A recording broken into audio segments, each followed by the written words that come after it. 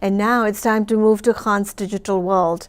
This segment always keeps us up to date with the most recent advances in the digital world. The lead host, who is a famous author and a keynote speaker, as well as a consultant, is Dr. Badrul Khan. To accompany him is our beautiful hostess, who is also an expert in the field of digital technology. Her name is Miss Nicolette Devidar. Let's hear their approach for this week.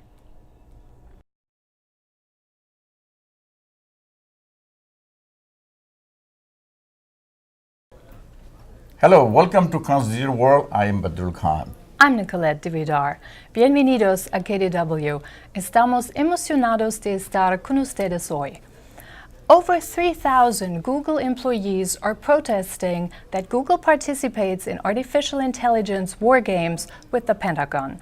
In a signed letter, employees asked Google CEO to pull out of Project Maven, a program that can be used to improve drone strike targeting. So, with technology becoming the arteries of our societies, when tech giants start going to bed with defense to use technologies for warfare, where do we draw the line? That's what we want to talk about today. The growing alliance between technology firms and defense is alarming indeed. In addition to the Project Maven, Google is making a bid for a multi-billion-dollar cloud contract with the Pentagon called Jedi. No, it doesn't refer to Star Wars Jedi Knights, but an alliance of a darker nature. It stands for Joint Enterprise Defense Infrastructure, the collaboration of tech corporations and state where tech corporations run the military's cloud.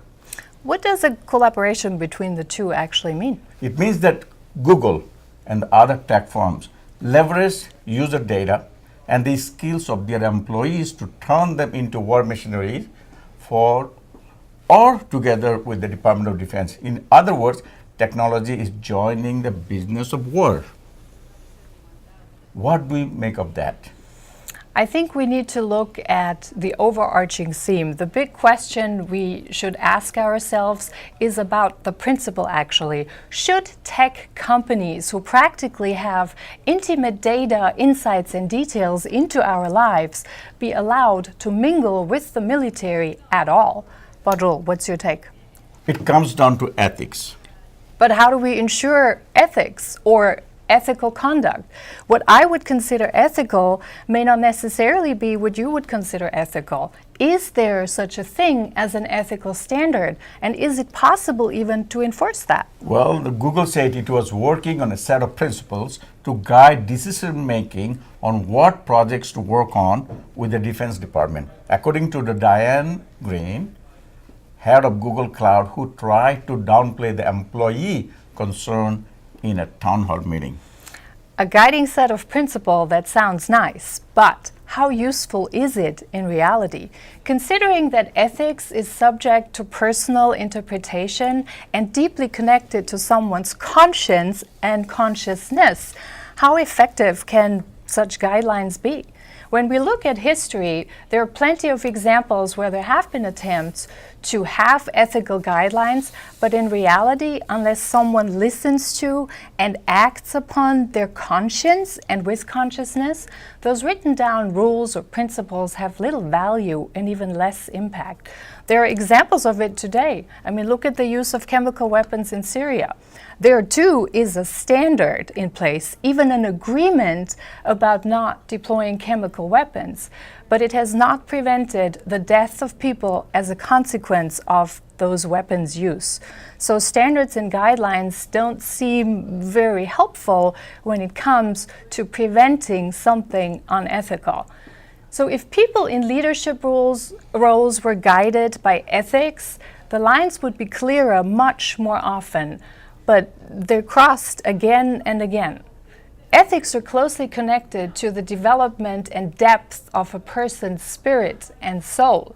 So defining a set of guidelines is more a theoretical approach that aims to calm the collective mood, but really has little impact on conduct, or better said, very little impact on preventing misconduct. And Google is not alone. Space is getting crowded. Microsoft, IBM, Amazon all want to collaborate with the Department of Defense. But here again, citizens have a role to play. And remember, or once in a while remind, governments whom they actually represent. Because first and foremost, an elected government's job is to represent the will of the people. Projects are financed by taxpayers' money.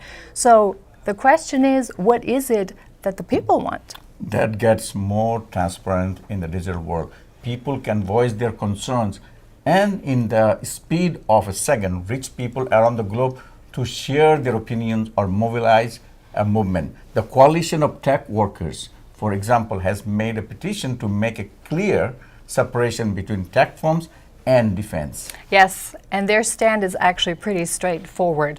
Their petition reads, "We believe that tech companies should not be in the business of war and that we tech workers must adopt binding standards for the use of artificial intelligence that will let us build the world we believe in. Google should break its contract with the Department of Defense." Department of Defense contracts between Google, Microsoft, IBM, and Amazon break user trust and signal a dangerous alliance. Those are pretty clear words. The full petition is posted on the coworkers.org, a platform for workers to address workplace issues with companies. Yep, it also calls upon tech workers to commit themselves not to simply blindly follow orders, but to hold themselves and others accountable, which is really what it comes down to. In the digital age, personal responsibility, accountability, and involvement become paramount for everyone because everything has two sides. And the only way to make sure organizations don't go haywire, abuse information, or participate in projects that people don't want is to hold yourself to the highest standard and hold others accountable for what they do as well. In other words, listen and act upon your conscience. And yes, that requires courage, being strongly in tune with your inner self, which has higher goals as to how we as humans should live.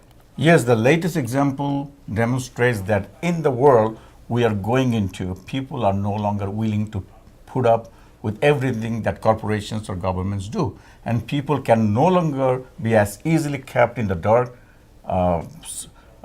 Citizens' involvement gets important.